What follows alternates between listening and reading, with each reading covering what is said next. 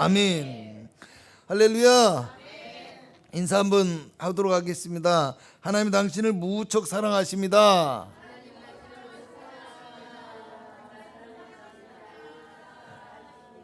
아멘. 예. 우연히 TV에 지각이 있는 성도, 이런 제목으로 은혜를 나누고자 합니다. 우연히 TV에 유명 연예인이 도심의 길거리를 다니면서 시민들을 대상으로 프로그램에서 요구하는 임무를 수행하는 방송을 하는 걸 보았는데요. 길을 가던 학생들이 보더니 환호를 하고 어쩔 줄을 몰라 하고 좋아합니다.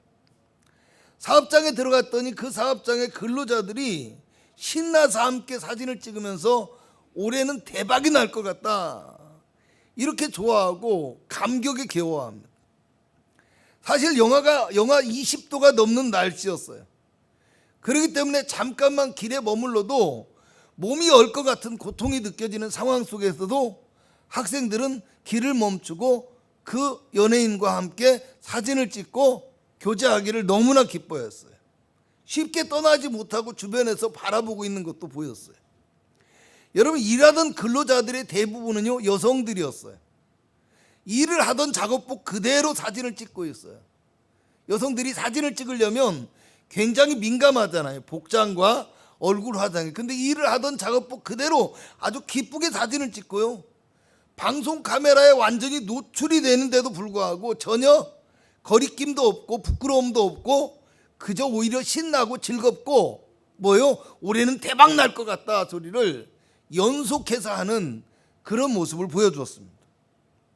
여러분, 연예인 한 명을 만나도요, 기뻐서 어쩔 줄 모르고 이렇게 감격스럽고 좋아하게 되어지는데, 과연 우리는 주님을 예배하고 주님을 만나게 되어질 때 어떤 마음을 가지고 만날까, 이런 생각을 해보게 되어졌습니다. 얼마나 기쁘고 즐겁고 감격스러운 마음으로 주님을 대할까, 이런 생각을 하게 되면서요, 혹시 우리에게 있어서 주님은 연예인 한 명보다도 못하고 연예인 한 사람을 만나는 것보다도 기쁨을 느낄 수 없는 그런 별 볼 일 없는 존재는 아니었나, 이런 생각을 또 해볼 수밖에 없었습니다. 여러분, 새해를 맞이해서 교회 표어를 더욱 힘써 일하는 교회라는 주제로 정하고요, 그 첫 번째 실천 목표가 되는 힘써서 기도하는 교회가 되기 위해서 신년 축복 여리고 기도회를 우리가 시작하고 드리고 있는 이 한 주간의 시간을 보내고 있습니다.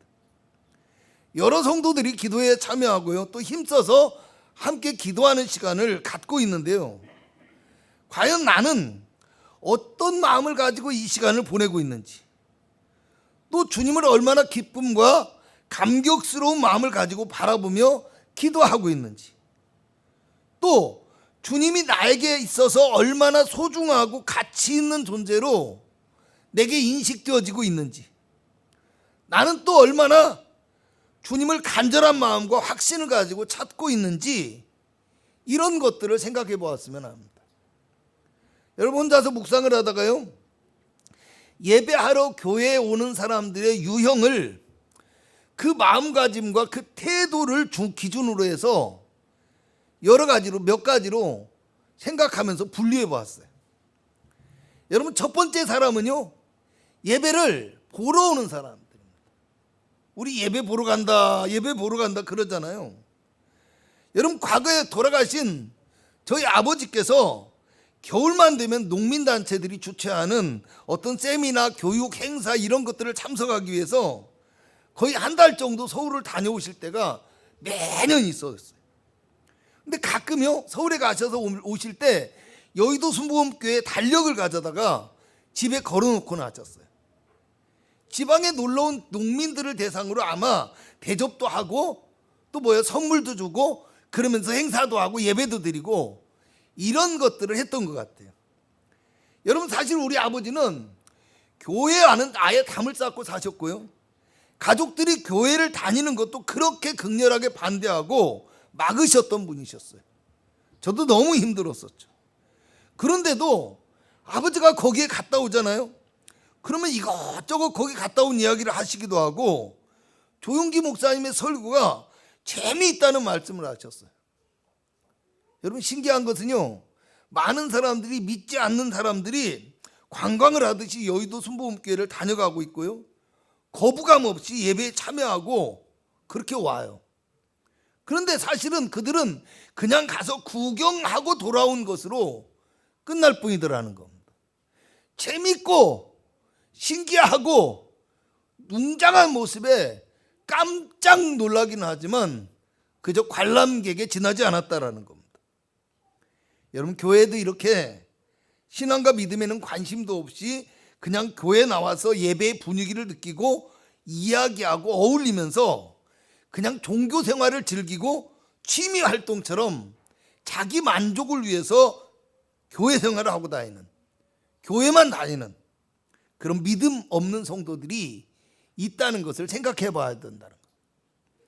더 안타까운 것은요, 믿음을 가진 성도들도 구경꾼이 되어가고 있다는 거예요. 볼거리와 자랑거리만 교회 안에서 찾게 되어지고요, 자기 만족을 위한 종교 생활에 심취해서 그렇게 예배를 보러 다니는 성도, 오늘 우리의 모습이 아닐까 생각해 볼 수 있어야 됩니다. 두 번째는요, 받으려고 교회에 나오는 사람들입니다. 받으려고 예배에 나오는 사람. 제가 처음 개척 목회를 시작했을 때는요, 굉장히 오래전이잖아요. 90년도니까 컴퓨터가 많지 않을 때였어요. 뭐 지금같이 자동으로 윈도우가 구동되어지고 막 칼라에 뭐 그림에 이런 게 나오는 시절이 아니에요. 컴퓨터를 켜면 뭐요, 그냥 글씨가 몇 자 나오고 말아요. MS 도스라고 해서 직접 이 프로그램 명령을 타자로 쳐서 실행을 하던 그런 때였어요, 컴퓨터로. 감사하게도 우연히 지인에게 컴퓨터 사용법을 배웠어요.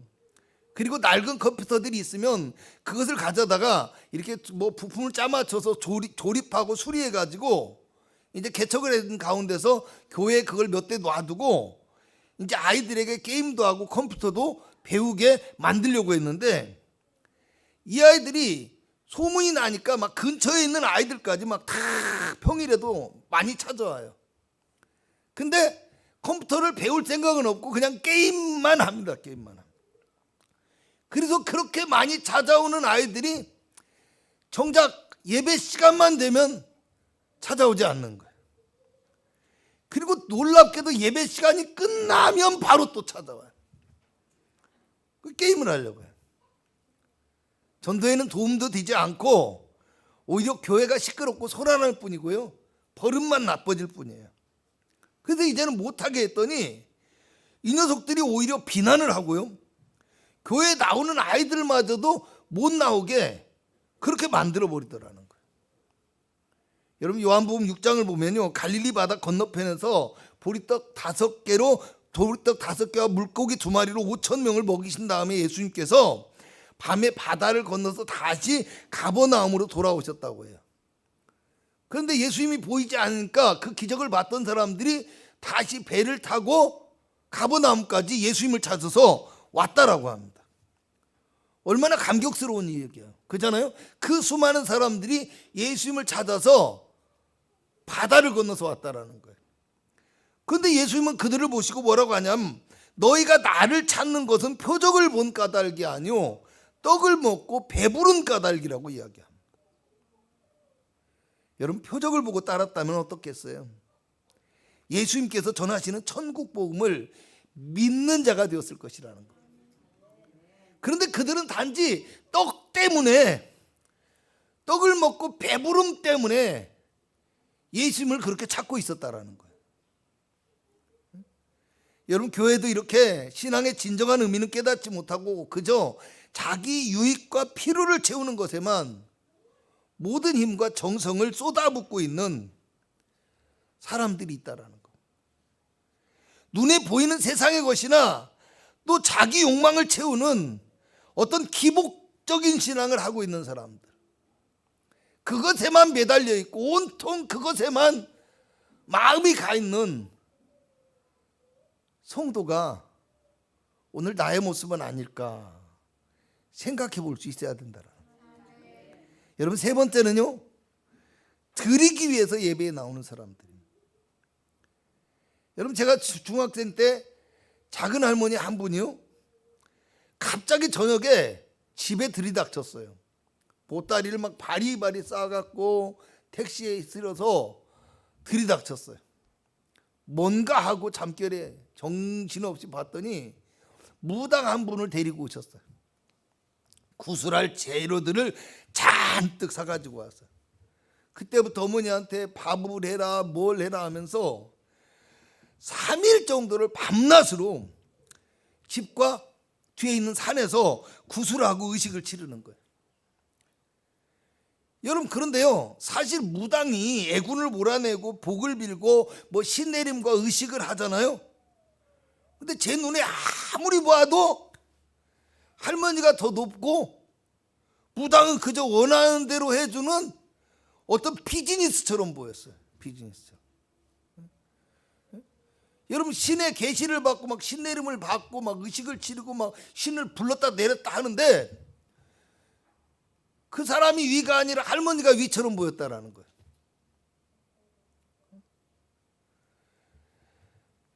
할렐루야. 기억하시기 바랍니다. 며칠씩 밤낮으로 구슬하기 위해서는요, 왜 이런 일이 벌어졌어요? 큰 액수의 돈을 내야 돼요. 그잖아요? 그리고 무당을 데려왔다는 건 그 무당이 굉장히 영험한 사람이라고 믿었기 때문에 데려온 거예요. 그런데 놀랍게도 할머니는 돈을 지불하고 값을 치르는 것으로 이미 자기가 할 수 있는 것을 다 했다고 생각하는 거예요. 무당은요, 돈을 받고 먹고 살 것이 생겼으니까 성의 있게 의식만 치르면 된다고 생각했던 거예요. 어떻게 생각하십니까? 그들이 모시는 어떤 신의 마음이나 신과의 인격적인 만남, 그런 건 없어요. 그냥 그저 돈을 내고 영험한 의식만 치르면 된다, 이렇게 생각했기 때문에 그 상황 속에서는 돈 내는 사람이 갑이 되고 돈을 받는 사람은 을이 되는, 조금은 신과의 교통하는 의식치고는 이해가 안 되어지는 모습이 있다라는 겁니다. 할렐루야. 여러분, 누가복음 11장 42절을 보면 예수님께서 바리새인들을 향했어요. 화 있을진저 바리새인들이여, 너희가 박하와 운양과 모든 채소의 11조는 드리되 공의와 하나님께 대한 사랑은 버리는도다 라고 말씀합니다. 예배도 열심히 드려요.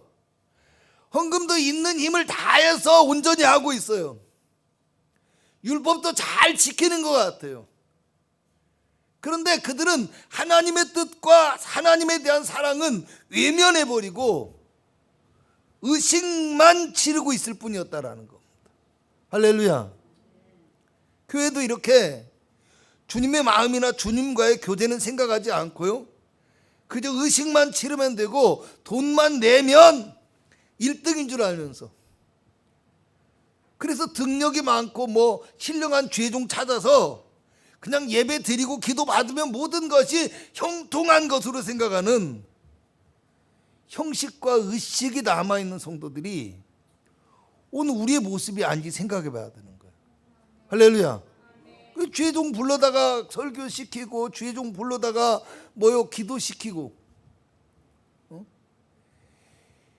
내가 죄종을 통해서 하나님 앞에 온전한 예배를 드리는 데 집중하는 것이 아니라 하나님을 예배하는 데 있어서 나는 그냥 복채 드리고 의식 잘 치르면 하나님의 복을 받을 것이라는 그런 착각 속에 살아간다라는 겁니다. 굉장히 조심해야 돼. 굉장히. 오늘 그런 모습이 우리에게 있었지 않은지, 할렐루야, 생각해 봐야 된다라는 거. 여러분, 네 번째는요, 예배에 참여하기 위해서 나오는 사람들. 요한복음 6장을 보면요, 예수님께서 사람들이 자기에게 오는 걸 보고서요, 제자들과 의논을 해요. 왜? 그 사람들이 배고플까봐, 그 사람들이 측은해서 제자들하고 의논하는 거예요. 들에서 똑똑한 제자 빌립에게 물어봐요. 우리가 어디서 떡을 사서 이 사람들을 먹일 수 있겠느냐라고 물어봐. 근데 사실은 예수님께서 빌립의 마음이 어떤지를 시험해 보신 거라고 해요. 할렐루야. 빌립과 이야기를 좀 나눠보고 상의를 좀 해보고 싶었던 거예요. 그런데 빌립은 예수님의 마음도 모르고 예수님의 그 마음을 알려고도 하잖아요. 그냥 눈에 보이는 대로 얘기해요. 예수님 조금씩 먹일지라도 200데나리온의 떡이 부족합니다. 다른 제자들은 뭐요? 아유, 다 보내십시오. 어디서 떡 삽니까? 가서 알아서 먹고 오게 하십시오. 별 얘기를 다 했겠죠. 그런데요, 우직한 사람 이 안드레가 그 소리를 듣고요, 예수님의 의도나 마음은 잘 모르겠어요. 그런데 한 아이가 가지고 있는 보리떡 5개와 물고기 2마리를 발견합니다. 그리고 그 아이를 설득해서 그 보리떡 5개와 물고기 2마리를 가지고 예수님께 나왔다라고 얘기해요. 할렐루야.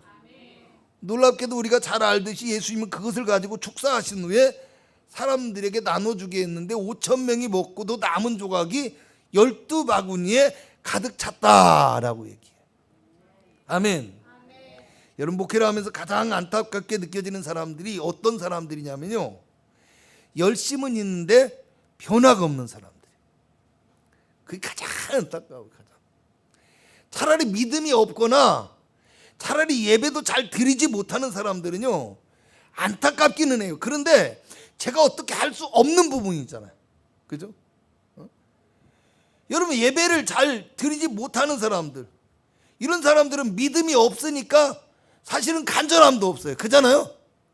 그리고 또 뭡니까? 기도를 해줘도 믿음이 없으니까 기도해주면 무덤덤해요.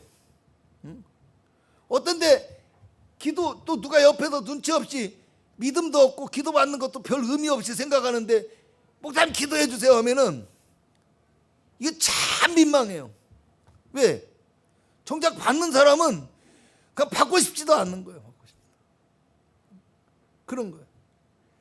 여러분, 자연스럽게 어떻게 해요? 예배도 성실하지 못하고 예배에 대해서 관심도 없고 믿음도 없으니까 말씀도 듣지 못해요. 무슨 얘기입니까? 변화의 기회도 갖지 못한다라는 거예요.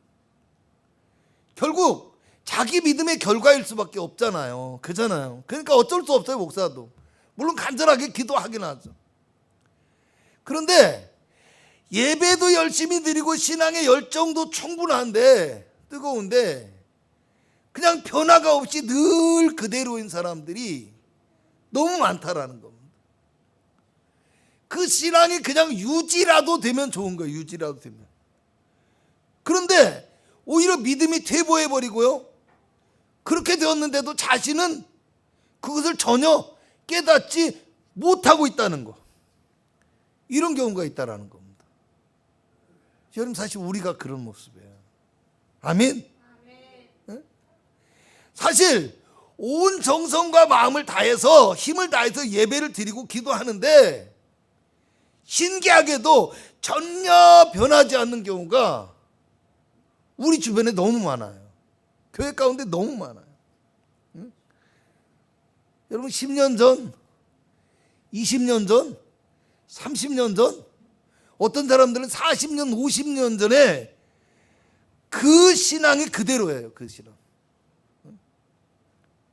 그 신앙이 그대로인데 또 안타까운 것은 심지어는 그때의 신앙생활을 추억하고 자랑하고 자부심을 느끼면서 살아간다라는 겁니다. 할렐루야. 여러분, 목사님들이 옛날 얘기 하지 마라 라는 얘기 많이 하셨을 거예요. 옛날 얘기. 10년 전의 신앙, 20년 전의 신앙, 30년 전의 신앙에 자부심을 느끼고 그걸 추억하고 자랑하고 이렇게 살아간다는 거예요. 여러분, 사람이라는 것은요, 똑같이 있는 것 같지만요, 육체뿐만 아니라 심리적으로도 어떻게 보면 사회성, 도덕성, 자아 정체감, 이런 것들, 이런 많은 영역에서, 영적이고 어떤 심적인 영역에서 성장하고 발달하게 되어지고요, 나이가 들수록 어떤 통합과 완성의 과정에 이르러야 된다고요. 할렐루야. 여러분, 그런데요, 성도의 신앙이 성장하지 못하고 그냥 제자리에 머물러 있거나 오히려 퇴보하고 타락하며 무너지고 있다고 한다면 얼마나 목사의 입장에서, 주님의 입장에서도 안타까운 일이겠냐, 이런 말씀이에요. 여러분, 사람이 나이가 들면서 느끼는 것들이 있죠. 그때 왜 그랬는지 모르겠다라는 것이요. 그죠? 그때는 몰랐고 철이 없었다라는 이야기. 생각이 짧았고 욕심이 많았고 성질을 못 참고 그랬다, 이러면서 사실은 과거를 추억할 때 어떻게 합니까? 그냥 부끄러움을 느끼고 아쉬움을 느끼고 또 숨기고 싶고 움츠러드는 것들, 이런 것들이 참 많다라는 겁니다. 할렐루야. 그래서 옛날 얘기하지 말라는 거예요. 옛날에 코흘리게 때 너 봤는데, 옛날에 그 못 살던 집에서 봤는데. 여러분, 사람들이요, 어른들을 만나잖아요. 과거의 친구들을 만나잖아요. 뻔히 알고 있는 과거도 물어보고 얘기를 하면요, 아, 몰라요, 기억이 안 나는데요, 아닌데요, 잘 모르겠는데요, 이렇게 하는 사람들 많아요. 왜? 굳이 과거에 나의 어려웠던 시절, 비참했던 시절, 뭔가 부족했던 시절, 이런 시절을 굳이 그걸 끄집어내서 얘기하려고요. 그럼 생각해 보십시오. 그 동네에서 같이 살았으면 나도 똑같았어요. 남이 봤을 때. 그잖아요. 안 그렇겠어요? 시골에서 발가벗고 살았어요, 어렸을 때. 그잖아요. 헤어진 신발 신고 다녔어요, 어렸을 때. 다 똑같이 살았다라는 거예요. 그런데 굳이 나는 지금 뭔가 된 것 같고 그 사람 과거 자꾸 얘기를 하면서 말해봤자 좋은 거 없잖아요. 그러잖아요. 여러분, 자꾸 그런 말하는 사람일수록 주변에 사람이 없어요. 그런 말하는 교회일수록 여러분, 성도가 오다가도 도망가요. 오다가도 도망가요. 여러분, 사람은 자기 잘못이 아닌 일에도 이렇게 부끄러움을 느끼고 숨기고 싶고 그렇잖아요. 이렇게 되어진다는 사실이에요, 사실. 근데 우리는요, 사실 우리 믿음과 신앙도 주님과 더욱 가까워질수록, 성장할수록 그때 왜 그랬는지 하고 부끄럽게 느껴지고 감추고 싶은 마음이 들어야 정상이라는 거예요. 아멘. 그런 마음이 들어야 정상이에요. 저도 마찬가지예요. 저도 어떤 면에서는요, 할 수 있는 한 정말 주님만 바라보고 오직 믿음으로 살아왔다고 자부하는 사람들이에요. 자부하는 사람이에요. 어떤 목사님이 저를 다른 사람한테 소개할 때 이렇게 말을 하더라고요. 어려운 목회를 하고 계신데도 이제껏 몇십 년을 목회하면서 한 번도 다른 일을 하지 않고 목회만 하신 분입니다, 그러더라고요. 할렐루야. 쉽지 않았어요. 쉽지 않았어요. 교회들이 어려운 교회니까 목사님 와서 알바 한번 해주시죠. 교회 수리 좀 해달라는 거예요. 안 해줬어요. 개척교회인데 시간 없겠어요? 힘이 없겠어요? 기술이 없겠어요? 목회만 해야 되기 때문에 하나님이 특별히 할 수 있는 마음을 주실 때만 돈을 줘도 안 받고 오히려 내 돈을 들여가면서 봉사했어요. 할렐루야. 그런데요, 그러면서도 솔직히 늘 그래요. 지난 시간을 그리고 그 신앙들을 생각하고 추억하고 이렇게 또 지금의 신앙과 비교해 보면요, 정말 하나님 앞에 부끄럽고요, 숨기고 싶은 것들이 굉장히 많아요. 굉장히. 신앙이 성장할수록 아유, 그때 내가 얼마나 부족했나, 내가 얼마나 연약했나, 하나님이 그런 나를, 정말 이 짧은 나를, 부족한 나를 하나님이 그때도 그렇게 사용해 주셨구나, 감사한 마음만 들 뿐이다. 할렐루야. 여러분, 이게 진짜 성도, 성장하는 성도, 자라나는 성도의, 장성한 성도의 모습이어야 된다는 거예요. 근데 사실 우리가 그렇잖아요. 몇 년 전이 아니라 지난 한 해만을 돌아봐도 그잖아요. 한 해만. 얼마나 우리의 신앙, 우리의 삶 속에서 부끄러움이 많고요, 부족한 게 많고요, 숨기고 싶은 것들이 얼마나 많겠냐라는 겁니다. 근데 우리가 생각해 보시죠. 몇십 년 전의 신앙을 그대로 유지하고 있어요. 그런데 그러면서도 그것을 추억하고 자랑하고 있다면 나는 성경의 말씀대로 여전히 젖이나 먹는 어린아이의 신앙이라는 거예요. 무슨 얘기예요? 이렇게 얘기하고 싶어요. 신앙의 발달 장애가 우리에게 있지는 않는가 생각해 봐야 된다는 거예요. 아멘? 성장하는 믿음이 돼야 되는데 언제적 신앙을 자랑하고 있어요. 성장하지 못하고 지금 언제적 신앙에 머물러 있다라는 거예요. 아니면 그 언제적 신앙보다도 못한 신앙을 내가 가지고 있으면서 내 신앙을 지금 추억하고 자랑하고 있다라는 거예요. 얼마나 안타까운 일이에요.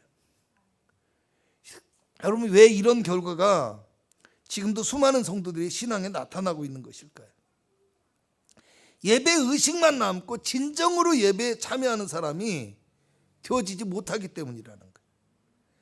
주님의 말씀 같은 데는 관심도 없고요, 들으려고도 하지 않아요. 그저 내 생각과 내 욕망에 앞서고 자기를 더 드러내느라 바빠서 주님이 거하실 공간이 남아있지 않더라는 겁니다. 우리 안에. 여러분, 본문 11절을 보면요, 이렇게 말해요. 할 말이 많으나 너희가 듣는 것이 둔함으로 설명하기 어렵다라고 얘기합니다. 사실 이건 멜기세덱에 관한 이야기인데요, 멜기세덱의 이야기를 통해서 그리스도의 어떤 완전하고 영원한 대제사장직과 속죄에 대한 말씀을 주시는 거예요. 근데 뭐요? 듣는 것이 둔함으로 설명하기 어렵다는.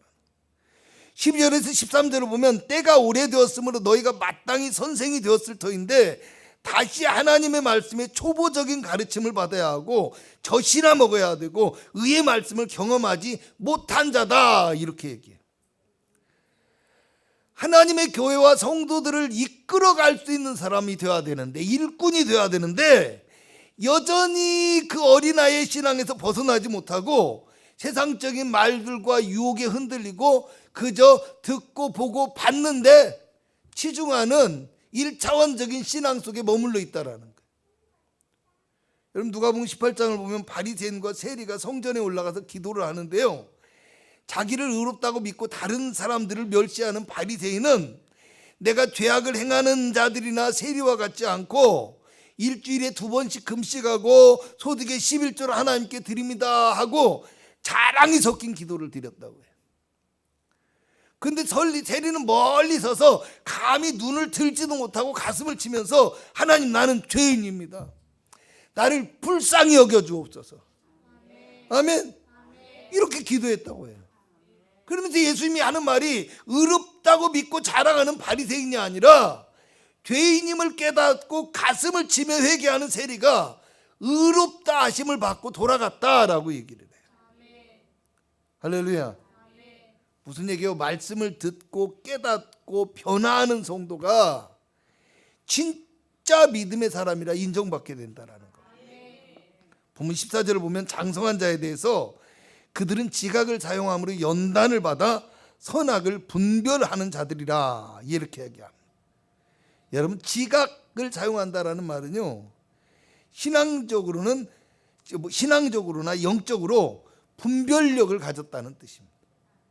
그래서 하나님 앞에 옳고 그른 것이 무엇인지를 판단할 줄 아는 것을 의미해요. 할렐루야. 어린아이처럼 다 해줘야 되는, 감싸줘야만 하는 그런 성도가 아니라 스스로 분별하고 스스로 깨닫고 행동할 수 있는 성숙한 믿음의 사람이 될 수 있어야 된다라는 거예요. 여러분, 마태복음 16장 24절에는요 누구든지 나를 따라오려거든 자기를 부인하고 자기 십자가를 지고 나를 따를 것이니라고 말씀합니다. 주님의 십자가의 예배에 구경꾼만 되어서는 안 된다라는 겁니다. 할렐루야. 그냥 십자가 바라보고 은혜만 구하고 이런 사람이 아니라 주님이 주신 자기의 십자가를 지고 주님을 따라가며 주님과 동행하는 이 십자가 예배에, 그 십자가 삶의 예배에 우리가 참여하는 사람이 되어야 된다라는 거예요. 아멘. 여러분 2024년 새해 첫 번째 주일입니다. 한 해 동안 우리 주님이 지켜주시며 인도하시고 또 주님이 기뻐하시며 축복하시는 그런 시간이 되기를 바라면서 우리가 기도하고 있어요. 특별히 오늘은 여리고 기도의 마지막 날인데 오후 예배 때 여리고 기도를 할 겁니다. 여러분 더욱 힘써 일하는 교회의 두 번째 실천 목표는 뭐냐? 우리가 기도하고 있는데 첫 번째 실천 목표가 뭐였어요? 힘써서 기도한다는 거잖아요. 두 번째 실천 목표는 믿음을 실천하는 교회입니다. 우리는 그저 예배만 드리고 기도만 하는 그런 의식적인 신앙생활에서 벗어날 수 있어야 된다는 거예요.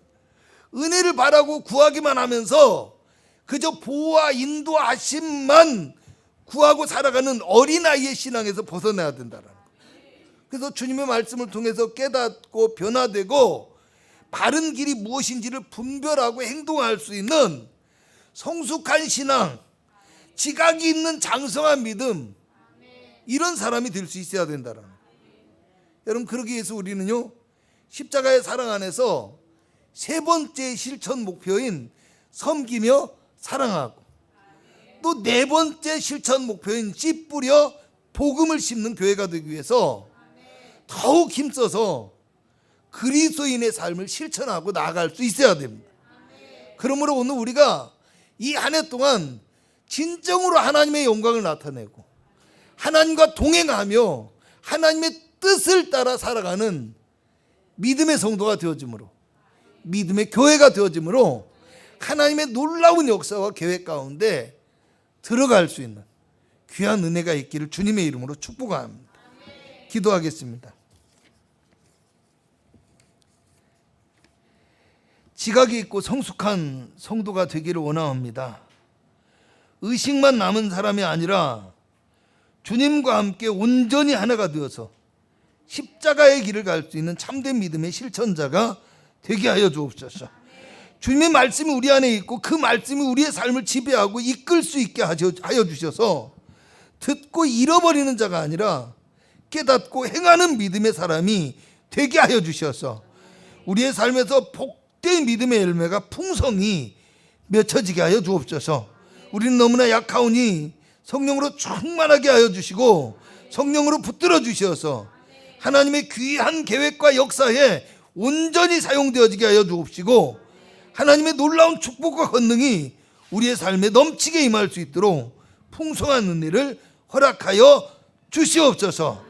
오늘 우리가 가지고 나온 모든 문제와 어려움을 주님 응답하여 주옵시고 이 한 해 계획하고 꿈꾸는 것들이 주의 은혜 안에서 주의 인도하심 가운데서 이루어지게 하옵시고 하나님께서 거룩한 권능을 허락하여 주시어서 우리의 삶 속에 어둠과 죄악이 물러가고 저주와 고통이 사라지고 하나님의 생명의 열매, 생명의 풍성한 역사가 일어날 수 있도록 도와주옵소서.